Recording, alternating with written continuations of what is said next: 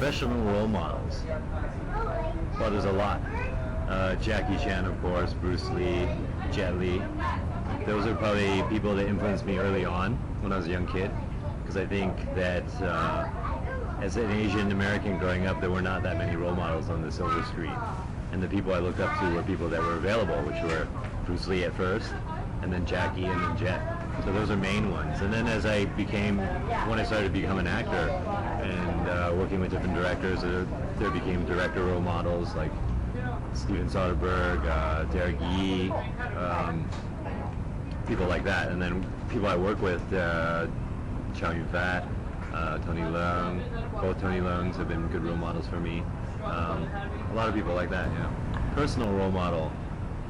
I would say I would love to have a career like Clint Eastwood, meaning longevity and variance, meaning that he went into directing, he learned piano at the age of 50 and played jazz concerts, stuff like that. I would like to be able to do something like that. And he did things at his own pace and in his own way, which I really like. And I think for a man or male actor, I think longevity is very important. And how do you maintain relevancy over a long period of time? And I think he did it quite well. Personal life, my mom, my dad, for sure. Everything I have now is because of them. My whole foundation, my whole sense of discipline and ideas of working hard and all that stuff come from their story, and also from what they taught me growing up, which is like, you got to work hard to achieve what you want. The major turning points is going to university. In that I wasn't a great student growing up in high school. I went to a college prep school where everyone was a genius. And so somebody like me who got 1310 on my SAT was considered stupid, especially for a Chinese. So once I got into college, I realized what the problem was. It was that I needed to be doing something that I was interested in. So I was studying architecture in university, and I got academic scholarships, and I finished top 10% of my class. So it made me realize, okay, it's not really about how smart you are, it's about doing what you want to do, and you'll be good at that if you do what you want to do. If you're forced to study something you don't want to study, you're not going to be good at it. There's just no way, right? So I think the realization happened there. Discipline and dedication. I think those are the main things. I don't think I would have had the career I have without that, which means that you have to give up a lot. Earlier you were asking me if I go out partying with Carl and all those. I don't do that stuff. It's not a good constructive use of my time. And also, I've done that when I was younger, and it really didn't serve any purpose for me. And so what I always remained interested in was movie making and acting, just staying focused on that. In Asia, they try to make singers out of everyone, overall entertainers, but that wasn't really my focus. Although I did Heavenly Kings as a spoof on the music industry, that was never my focus to be a singer. We just did it for the role of the movie. So yeah, just remaining focused.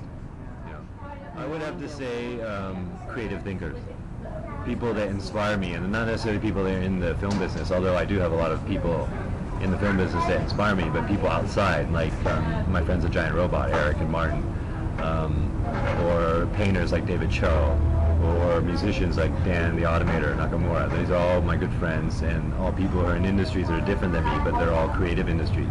And when I see them working, and I see the passion they have for their work, it just reminds me of what I'm about and what I like to do. And there are times when you lose inspiration, or you lose a drive or ambition, and when you hook up with them and see what they're doing, it just restarts that whole drive in you again. So it's important to have friends like that for me. What kind of attributes?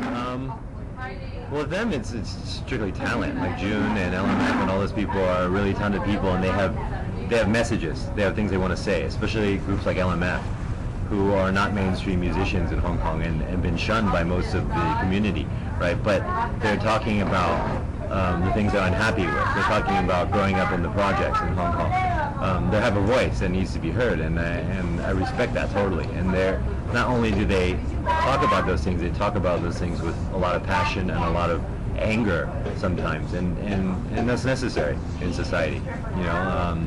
Punk music, rap music all started from social unrest and being upset with what was happening to them and being treated as loners or not part of the mainstream, and their anger with that. And that just because you're not part of the mainstream doesn't mean you're not relevant, you know. And so with June and 24 Herbs and all these people that I manage right now, it's my attempt to sort of push them out there and get them out there and get their voice heard. Letterman, the passion for Letterman, I didn't really realize it was a passion until they took it off TV in Hong Kong. And then I became really upset about that. Because I guess Letterman is something that it's a staple of my life. I grew up watching that from high school onwards. And it's like living in Hong Kong for 13 years, that's my only attachment to American pop culture. You know? I don't think I can watch television news all day long because that tabloid stuff bothers me. But David Letterman is really smart. I guess he's also a role model to me as well. Great comic timing, and a really smart individual because the range of people that he speaks to every day is so wide. You know, he could be talking to Justin Bieber, and then he could be talking to Bill Clinton. You know, so to be able to have that ability to talk to all these kinds of people and on their level takes a certain amount of skill, and I appreciate that. And he's a quick thinker. You know. Yeah, sure, I guess. I mean, I grew up watching Robin Williams with like Mork and Mindy and all that kind of stuff, so I appreciate his skill. He's kind of a little bit too hyper for me, though. So I'm not sure it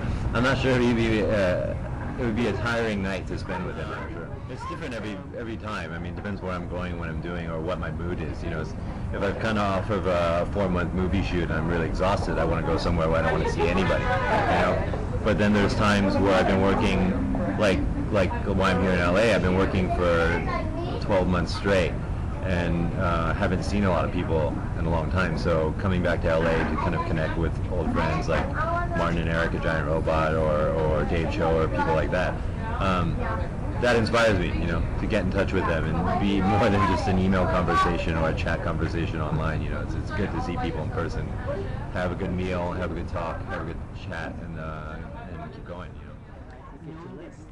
Oh, there's tons. The place we live in South Africa is one, and all for different reasons. New York, they all inspire me in different ways. New York inspired me because of the energy and the vibrance that's there, and the fact that you can be on the subway with a bum, but you could also be on the subway with a billionaire and you won't even know. You know, they're all mixed up in there and everywhere. In LA, it's not really like that. You know, the socioeconomic breakdown happens in residential neighborhoods, right? So poor people don't necessarily have the opportunity to be in Beverly Hills. You know what I mean? Whereas in Hong Kong, they're all over the place. You know, or in New York, they're all over the place. And then there's places that I like going that are like, you know, just pure beauty, like South Africa. You go there and you just absorb the pure, natural, organic beauty that's there, and that kind of inspiration is a different kind of inspiration. You know, it's an inspiration about how you don't need to do anything to this world. You don't need to make anything new in this world, and it's all there. Whatever God gives us, it's right there. You know, it's different. It's very different. I think we have a place that's like 4 hours south of Johannesburg in the middle of the country. There's nothing there. I mean, we live in a hut that didn't have electricity up until last year, so we lived in a hut for like 7 years without electricity for a month at a time, maybe at the most. And you learn to live without a computer, without a phone, without all the modern conveniences, and then you learn what basic human living is about. You don't need fancy cars or fancy clothes or crazy situations like that to survive in this world. All you need is the basics. You need to sleep, you need to rest, you need to absorb what's happening in the energy of the planet, and that's it. That's all you really need in life. So when I spend a month there and I go back to Hong Kong, it puts things in a better perspective for me. It keeps you from being a spoiled brat, and it also keeps your feet on the ground, you know. Every day, the same. Wake up, starts all over.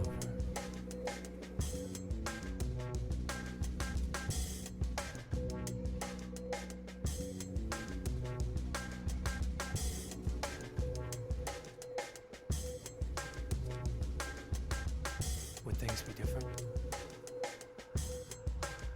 A better day?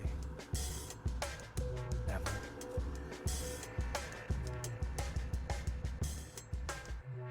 Here to there, everywhere and back.